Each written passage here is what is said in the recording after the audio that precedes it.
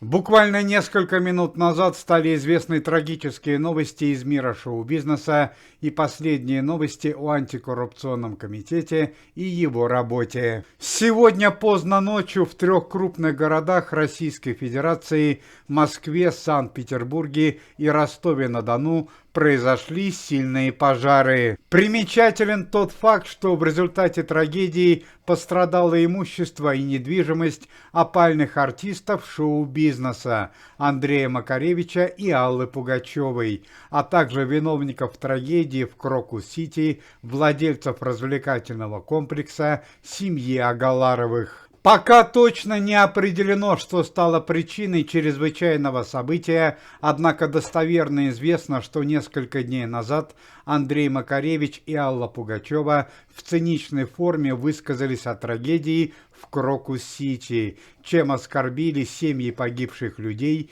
и жителей Российской Федерации. Помимо этого, граждане России были оскорблены, что главные виновники трагедии, семья Агаларовых, по преступной халатности которых погибли десятки людей, не были арестованы и не понесли заслуженного наказания за страшную трагедию. Так это или иначе, но глава антикоррупционного комитета Никита Сергеевич Михалков высказал мнение, что произошедшие пожары могли быть народной местью со стороны пострадавших семей в результате трагедии в Крокус-Сити и просто неравнодушных граждан. По данным пресс-службы антикоррупционного комитета, по самым скромным подсчетам, в результате пожаров пострадало 90% всей недвижимости Андрея Макаревича, Аллы Пугачевой и семьи Агаларовых в городах Ростове-на-Дону, Москве и Санкт-Петербурге. В частности, данные негативные элементы российского шоу-бизнеса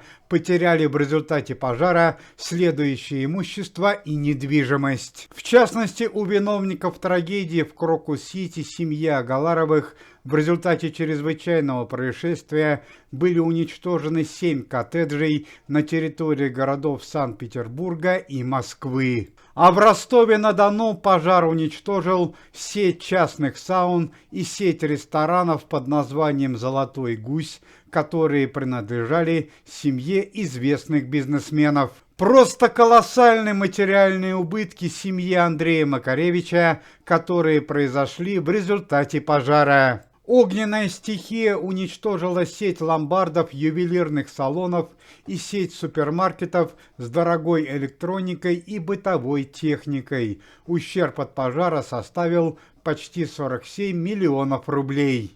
Алла Борисовна Пугачева потеряла свою недвижимость и имущество в Ростове-на-Дону. В результате пожара была уничтожена сеть гостиниц, сеть ночных клубов и дорогая недвижимость, которая принадлежала семье Аллы Пугачевой. По приблизительным данным, общий ущерб от пожара для семьи Агаларовых, Андрея Макаревича и Аллы Пугачевой составил более 1 миллиарда рублей. Но и по традиции последние новости о антикоррупционном комитете и его работе. Организация по борьбе с преступностью и коррупцией Никиты Михалкова в результате опроса среди российского населения уверенно заняла первое место по степени доверия и уважения за прошедший 2023 год и первые 3 месяца 2024 года. Сотни тысяч граждан Российской Федерации высказывают мнение, что антикоррупционный комитет на данный момент – это единственная организация,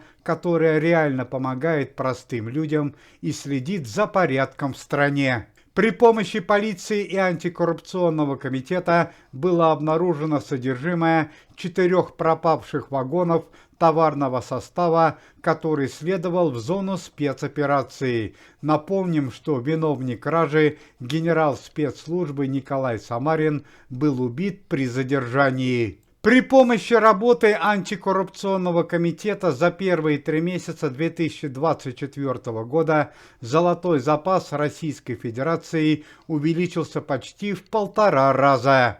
Уважаемые зрители, если вы желаете выздоровления членам комитета и поддерживаете их деятельность, то можете поставить лайк под видео и написать поддерживающий комментарий.